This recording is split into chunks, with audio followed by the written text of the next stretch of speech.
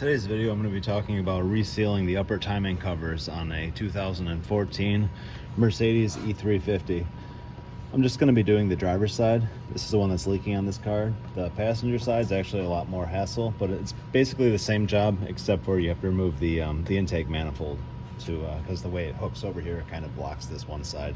On the driver's side, you don't really have to do it. I don't know what the reasoning is, but it's usually leaking worse from this side anyways. This one's actually pretty wet. You can just look at this bottom edge and you can see it.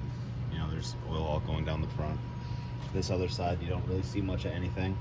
But anyways, first thing you want to do is just remove this oil filter.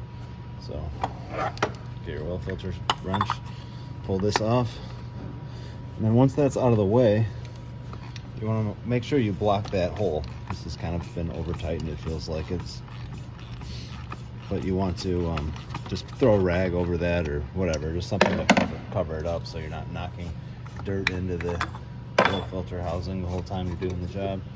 So pull this up out of there, try not to make too big of a mess. I'm just going to use this rag, stick it in there, pull this multi-pin plug off. You can just push in the little tab here. The way these tabs work, I get a little pick tool. You can stick the pick in here to pull this back, and then that'll allow you to release it. Well, it should anyway. There it is. Get that out of the way. And then this, you can rotate it counterclockwise a few degrees, and then pull this out. It just looks like this rectangular thing fits into here, and then it clocks and just turns to the side. So then you're going to want to take this plastic pipe here, pull this off the intake, pull this out of that, remove this here. These sometimes bite kind of hard, so you may have to use a pick or a screwdriver or something. Be careful not to obviously not to break the intake. You probably could. These are pretty strong. I've never seen it happen, but I'm sure if you're going crazy enough, you could get that to break. Just try to flex that out of the way the best you can. Take these cam position sensors, or these actuators, undo these, move those both out of the way, and then unplug your thermostat here. It's a mapped thermostat, so it can actuate it. So just the same thing, pull a little white tab back, pull this back. You can't really screw these up as far as putting them in the wrong location. The plugs are different, and the harnesses, they kind of just land where they're supposed to go anyways. You'd be hard pressed to screw this up. So sometimes these little white plugs kind of fight, so just have to be careful. And get these released.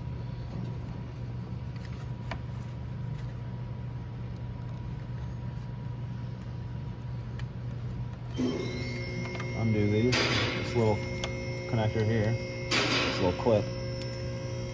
If you don't want to undo those, a nice way to do it too, you're less likely to damage it, is actually just cut the zip tie, because the way these work is you can cut this zip tie and you can just take a standard zip tie and put it through this little opening, attach it the same way it was, and that's kind of a nice way to do it, because then you're not risking screwing anything up. So I'm just going to unplug this, unplug that, and take this harness and kind of move it out of the way the best I can. What you're going to want to do is remove this Torx bit here. I already loosened it. It's a T30.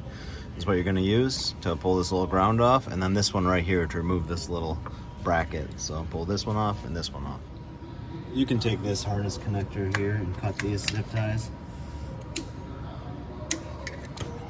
Kind of move this up out of the way, and then disconnect this just to make it a little bit easier. You don't really have to do this, but this helps. And pull that up like this for the ECU. And then I can get in here and undo this, so I can pull this hard line off so it's not kind of in my way. There's just another T30 down here. So undo that. And then you can grab this plastic little pipe and just kind of wiggle it right out like this. Get that up out of the way.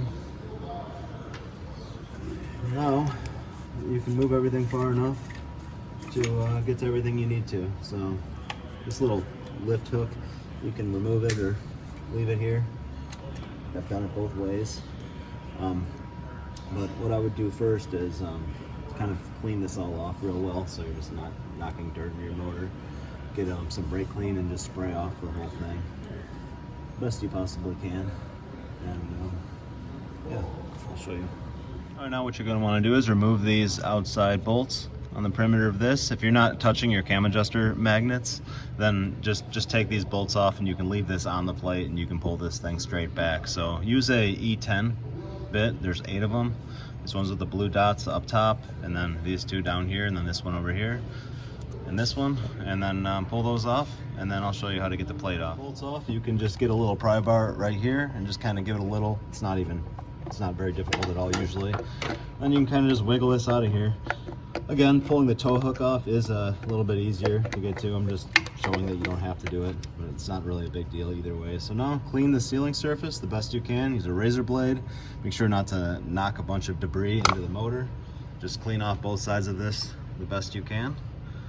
And I'll show you what to do next. Right now with this all cleaned up, all you want to do is clean your cover real well too. Put a bead of silicone around the perimeter, whatever kind of silicone you like. You can get it right from the dealer if you want to have the right stuff.